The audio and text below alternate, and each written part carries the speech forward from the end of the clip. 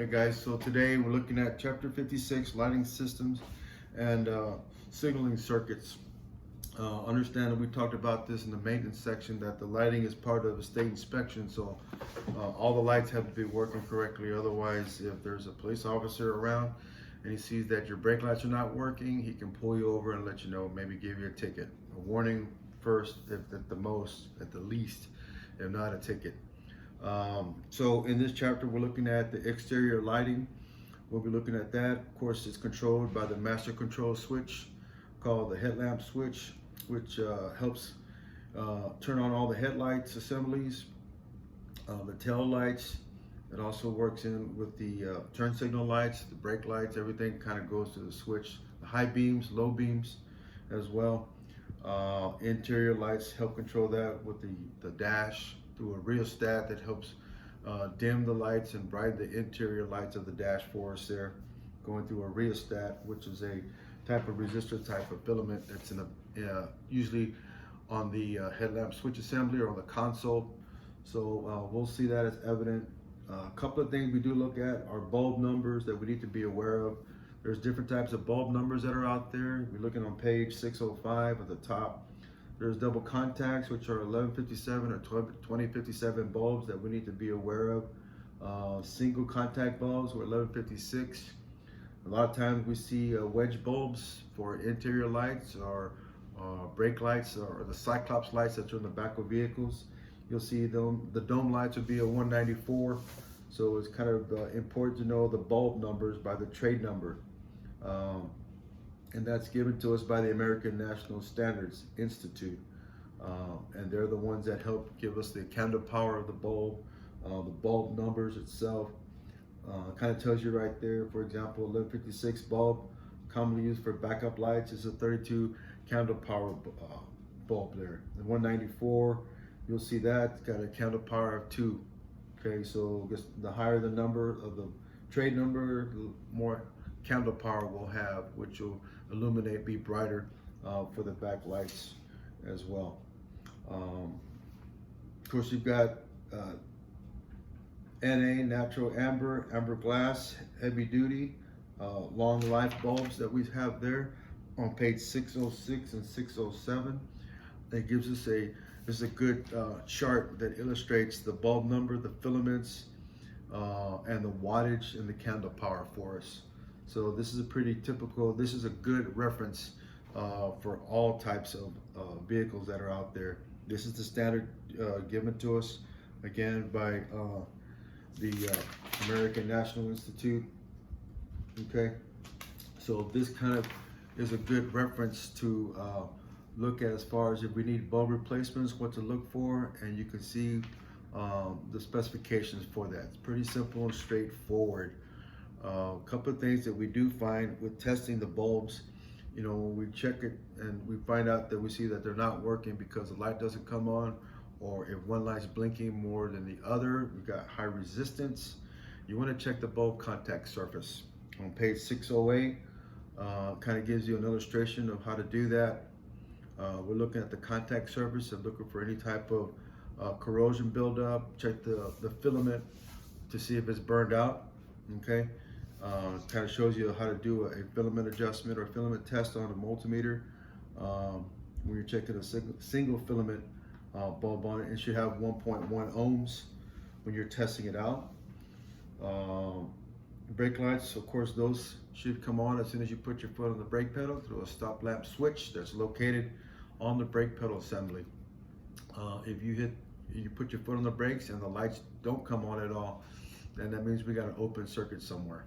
So we need to determine and see if it's at the switch or is it coming back at going to the wire harness. So you want to check the switch first. That's the easiest one to check for. You should have resistance when you have it closed, and then when you open it, then you should have anything.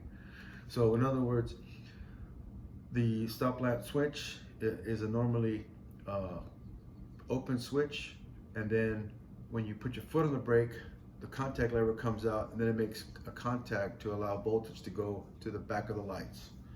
So if it's not working correctly, you can check that with doing a resistance check to determine and see what's going on with it. Turn signals, of course, we get turn signals that operate through a flasher. Flasher is a bimetallic hinge that builds up heat, and it opens and closes contact points when voltage is applied to it. So it cools, it closes, it cools, it closes, it cools, it closes the whole time through. So if you turn on the turn signal and you notice that the lights do not blink, probably need to look at the flasher unit and see if it's faulty, and you can check that out easily by doing a resistance check on it. Okay. Of course, we have flashes, turn signal flashes for turn signals, and then we have them for hazards. You may have two separate ones for that. Some of them are incorporated in one, and depending on the vehicle itself. But typically, you should have at least two of them. Okay. So the headlamp switch, that's the main master control switch for everything here. We're looking at headlamps. Of course, there's different types, sealed beam headlamps, one for low and one high beam. They will share a common ground on those. There's a typical 4-light system on page 613 on figure 56-16, if you look at it there. Those are composites there. Then we've got the, sealed beam. Then we got the composites that we're looking at on figure 5617. A little bit more conventional what we look at. They usually have a lens and a housing assembly. And usually the bulb sockets are included with the whole assembly as a complete assembly. So those are the more expensive ones that we see out there. Then we have the halogen bulb that we see quite a bit out there. On those, you want to be careful because they do get hot. So we do never want to touch the bulb filament of it, because the oils of our hand will actually shorten out that bulb. Okay, so typically you do not want to touch those, and it will say on there when you take it apart, when you got to replace it, not to touch the bulb itself. So just be careful and be cognizant of that. On page 613, there's a diagnosis bulb failure tip that kind of shows you that. Make sure it's secured correctly. Those are the type where you push in, then you got to turn, usually quarter turn. Make sure when you turn it and either with removing it, but more importantly, replacing it, when you go back in there, make sure the notches line up, and then you turn it properly and kind of tug on it, make sure it's not going to come off, because you don't want it to come off. Because if it comes off and it hits, it's going to hit somewhere in the plastic, and it's going to crack, and it's going to mess it up. Some of the bulbs, the high intensity discharge headlamps, usually have a transformer or an igniter that generates a high pulse to the bulb. Those are the most expensive ones. Some of them are in xenon headlights that are real bright. We look at those quite a bit on a lot of late model vehicles. They have like a bluish, whitish color, more expensive ones. And of course, you can get those aftermarket as well, as maybe some of you guys may even have that on your vehicle already. But typically we have those coming out for us, and we're looking at a high amount of candlelight power for those. Okay. Headlamp aiming, something that is usually done at the factory, or if the vehicle is involved in a front-end accident, there's a headlamp aiming tool that is designed to set the headlights correctly on the vertical and horizontal fashion, so that way we do not blind the oncoming traffic on the opposite end. We don't want to do that for us. Typically, you can do that by yourself in the front of the garage. If you put your headlights on, and if you see that one light's good and one light's off, you can adjust it to where they come steady and even by yourself without having to use it. A lot of late model vehicles, they do have a leveling bulb that you can actually adjust with a Torx, a female Torx or a male Torx socket, where you can measure and level it horizontally and vertically.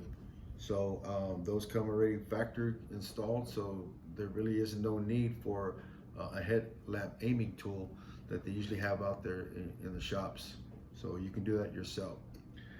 Adaptive front lighting systems, of course, we see those quite a bit on luxurious cars, where as you make a turn, left or right, the lights rotate with the motor, left and right. Of course, those are computer controlled. A lot of BMWs have those, Hondas have those. course, Jaguars have them as well. There's quite a few vehicles out there that have that adaptive lighting systems. But keep in mind, there is a diagnostic for that, and there is a module that controls that. So if it's a module controlling a headlamp system, more likely, if there's a system fault somewhere, you're going to be able to determine and figure out what's going on with it when you use a scan tool. So kind of keep that in mind if you have a system with adaptive front lighting systems. Daytime running lights, another thing that's been prevalent for a long time. The number one reason for that is for safety, to prevent accidents from happening during the day. A lot of times for servicing, instead of having the headlights stay on for a long time period, you can actually have the technician, some vehicles will, you can disable it by putting the parking brake on and then turn the key off and then turn it back on again. And sometimes those parking brake lights and daytime running lights will stay off for servicing, so we don't leave it on for the whole period of time there. But those are pretty much on factory on all late model vehicles. And like I said, the reason mainly for that is to prevent reduced accidents, okay, during the daytime. Another thing we look at, of course, we've got dimmer switches that come on and off for us. On page 617, 5628 kind of shows you what that looks like as far as a wire schematic goes. 5629 shows you a door jamb switch that operates. Of course, we know that when the door is closed, it's open, and then when we open the door, the switch comes out and it closes the circuit to our interior lights. Sometimes if that door jamb switch is stuck open, the lights won't come on whether you open or close the door, it doesn't matter. So, but kind of keep in mind that you might have to check that out. Typically, it's just like a set screw that's in there. You can take it off, and then it's a single pigtail wire or a 2-pin wire that goes to it, and then you can check your resistance on it. Make sure, see if it's open or closed by putting your multimeter together and then pushing the button off and on. So if it's pushed down, of course, it's normally open. When you let it go, it closes the circuit to the lights inside the interior lights. So if it's not working at all, you can tell by that.